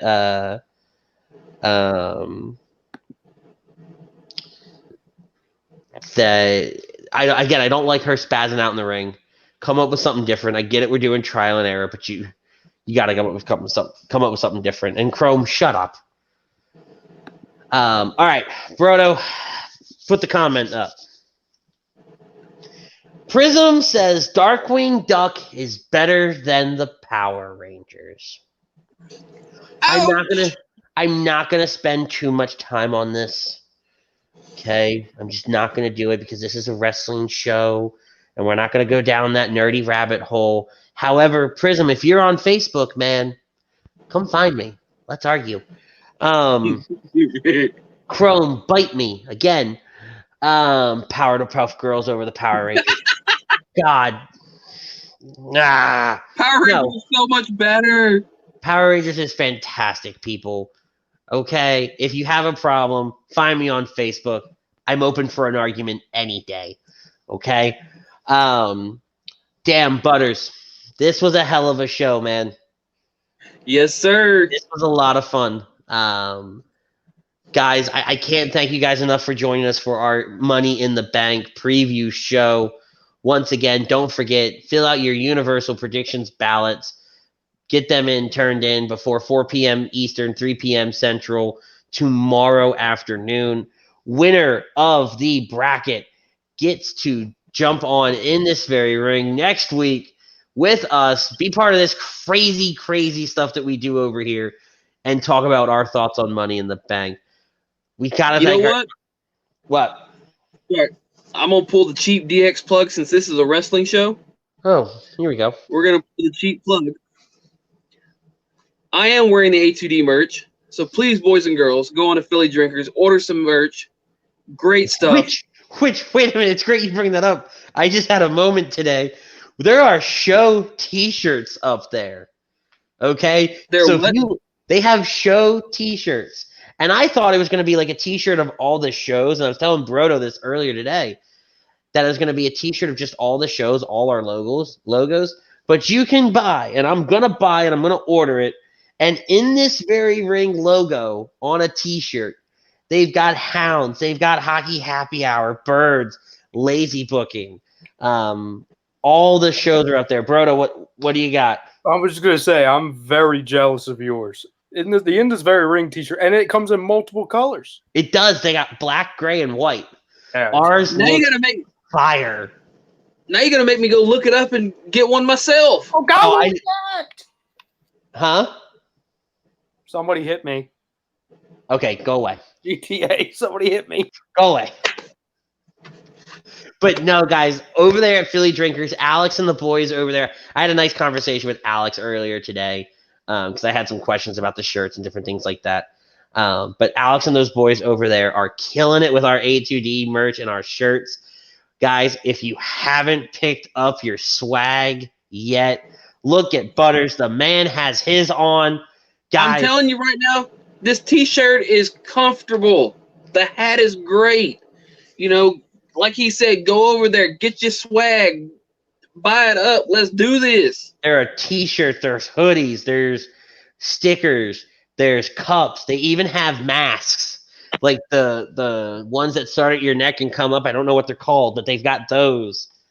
I mean, they've got everything on Philly Drinkers. So check them out. Check out Dr. Paul Vidal at Specialized Physical Therapy, LLC, specializedphysicaltherapy.com, Burlington, Cherry Hill, and Princeton. Ambuck Services for your gutter guard and deck restoration. QB54, the best tailgating game out there. Hey, I remembered that one this time. Yeah. And like I said, guys, get your A2D merch. We've got so much happening here on the platform over the next few days. Tomorrow afternoon, I said it at the top of the show. Tomorrow afternoon, over there at Agree to Disagree, 3 p.m. Eastern, 2 p.m. Central. Yes, we do Central because we're a Texas-based show, boys and girls. They have from the Arizona Diamondbacks, Zach Gallen, I hope I said his name right, and Devin Smeltzer from the Minnesota Twins. Sports Hounds will be Monday night. Birds of a Feather coming at us on Tuesday. I think they're going to continue like a fantasy draft that they've been starting. Brodo, confirm, is it going to be another fix or is it going to be a fix in the PM this week? It'll be a fix in the PM. There we go. So fix in the PM. These guys are going to be coming at you with some more talk. Lots to talk about with baseball possibly coming back and the rumors about the NBA potentially coming back as well. So that's Wednesday. Niche Night comes back to us on Thursday for Lazy Booking and Hockey Happy Hour. Friday, there's nothing going on. And then Jake Friel will be back with his weekly roundup next Saturday. And then we'll be here for all your Money in the Bank recap next week. Guys, thank you so much for being here. Thank you so much for checking us out. Yes, thank you very much. Through all these tough times, all these trying times. If you haven't already, like, share, subscribe. Follow us on Facebook, Twitter, Instagram. Subscribe to us on Twitch. Guys, we'll follow us on Twitch. I don't know if we can use subscriptions yet over there on Twitch. If you can, if you are a Twitch member, you follow us on Twitch, and you're an Amazon Prime account member, use your free Twitch subscription on us here at HUD. We'd greatly appreciate it. But for now, we leave you with a thought. Dana Brooke is going to win Money in the Bank tomorrow night. No, I'm kidding. We leave you with the thought. We leave you with the thought of stay safe, be healthy, stay home, social distance the best you guys can, wash your damn hands, do all that stuff so that in just a few short months we get everything we want back. Guys, we're out of here. We thank Mr. Brodo, as always, one of the best damn producers here at A2D Radio, host of The Fix in the PM, one of the hosts of The Fix in the PM. But for you guys that don't know, and I'm going to brag on Brodo a little bit here, because I think Brodo is one of those unsung heroes. And I've kind of bragged on everybody that's chimed in on our show today, except for Mr. Brodo. Shut up, Brian. I didn't tell him to say this. But no, I've bragged on everybody that's jumped on our show all night long. I've been in a great mood. I'm gonna brag on Brodo for a little bit. Brodo, not only does he host The Fix on a normal basis with Ryan and Frank, not Ryan and Frank, Ralph and Frank, but Brodo also produces Birds of a Feather, Lazy Booking, Hockey Happy Hour, our show, and he helps put out all that content you guys see on HD Radio's main page. So without Ryan, without Jake, without Tom, Greg, Chucks, Brian, Chrome, Maddie, all of us here at HG Radio, none of this would be possible. This is a team effort. This is a family effort, right? So, guys, we appreciate you being a part of it, being along with us for the ride, and we'll see y'all next week.